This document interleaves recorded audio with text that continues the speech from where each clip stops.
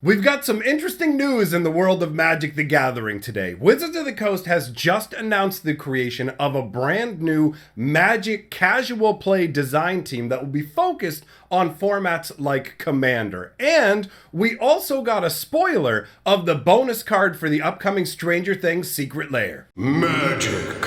I am a wizard! History. I'm an old wizard! The Magic Historian. My bones hurt. Greetings, owners of fine luxury cardboard rectangles. My friends, I hope the day finds you well because we have gathered for another installment of Mega Magic News. So we've got two items on the agenda today. One is the creation of a brand new design team at Wizards of the Coast, and the other is a juicy bonus spoiler from the Stranger Things Secret Lair. So we're going to start out talking about the casual design team. I've got some notes that I've made here. So this was just announced today, and it was announced over on Twitter. There is going to be an AMA happening over on Wizards of the Coast Discord. AMA stands for Ask Me Anything if you don't really know what that means. It's basically like a Q&A kind of thing where you ask questions about the new team and they will answer it. Of course, obviously, if it falls within their corporate purview, because let's be real, you're not always going to get direct answers from Wizards of the Coast employees because they're not always allowed to give them, especially if they would be negative. So I've got the details here that were posted on Twitter. So it's a new Magic the Gathering casual play design team. They're going to be responsible for making Commander and other casual formats fun and balanced.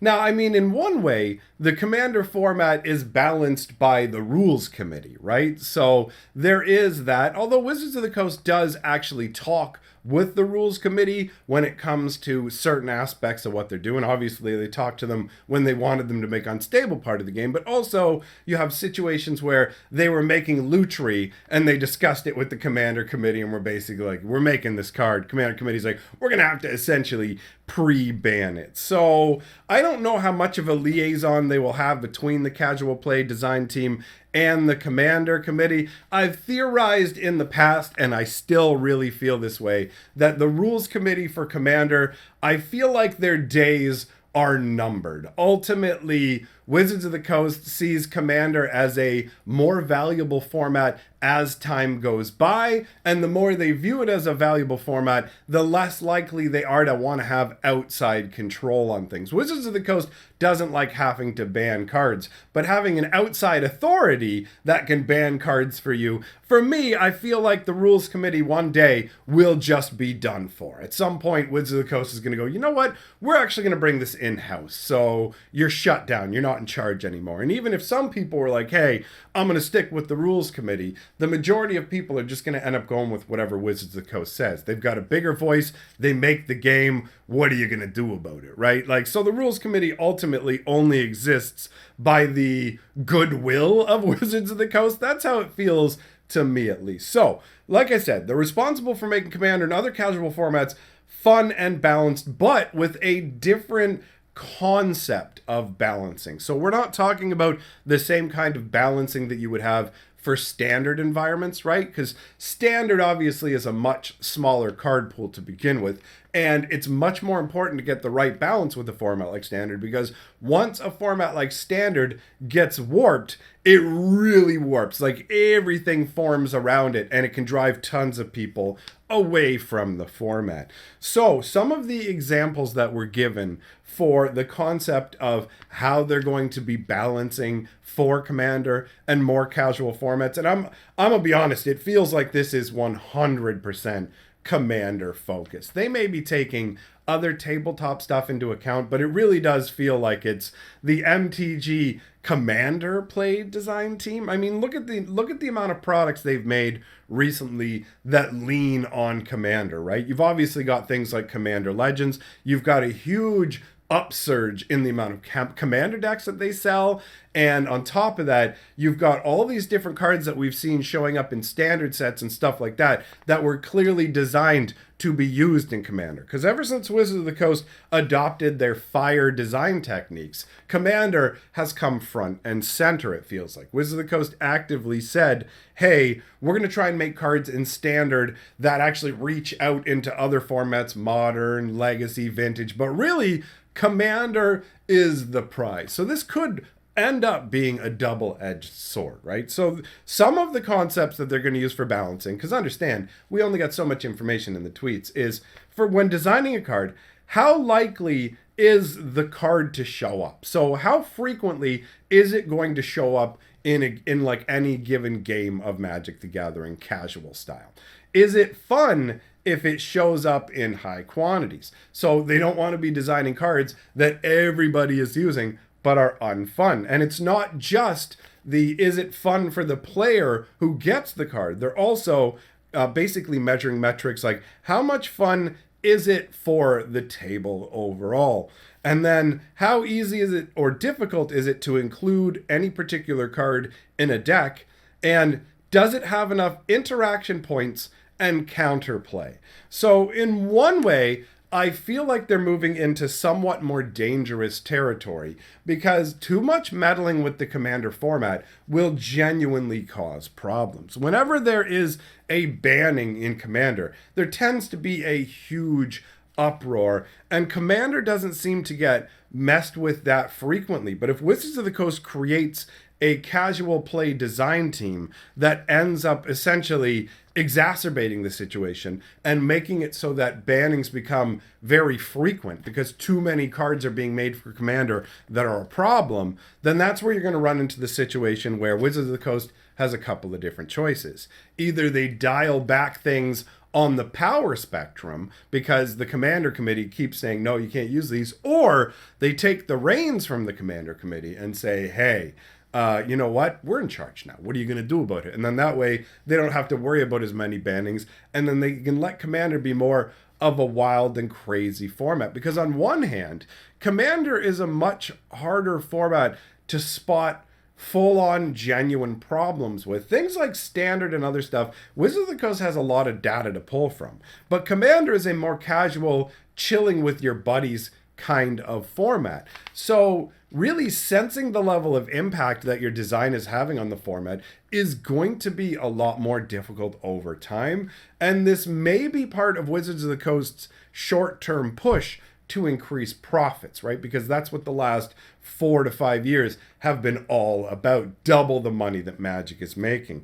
And there's no way they're going to spend money on creating a casual play design team if ultimately they think that's not going to lead to them making more money overall. The whole point of this is to crank out even more stuff for Commander. Like if you think there's already been a lot of products for Commander, just wait and see what's coming down the pike. The Stranger Things Secret Lair is dedicated to Commander, right? All the characters in it, or pretty much all the characters in it, are partner-style Commander concepts. It's really become evident that Wizards of the Coast is pushing very hard with the Commander concept. So for me, I'm interested in the fact that they've created this design team, but I also have genuine reservations about how things are going to go. Because if they mess this up and they drive a bunch of people away from Commander, that could really affect Magic, because at the core of it, it really does appear that casual play is the biggest subset of Magic the Gathering. Kitchen table, Commander, variations like random cubes and stuff like that. More people play those formats than Wizards of the Coast officially curated formats. And part of that has to do with the fun of it, and I think part of it might have to do with the hands-off nature of those other formats, that Wizards can't meddle with them as much. Because the whole fire design and how things are going now have definitely made a significant shift in the Magic design landscape in terms of like regular products. So it'll be interesting to see how the casual play design team develops and whether it ultimately just ends up being nothing as well, because it feels like Wizards of the Coast has a lot of kind of corporate just goofing around, where you have a lot of different management and different teams and people looking productive by going, I've created a committee, I've created a team, I've started this initiative or whatever. But whether those actually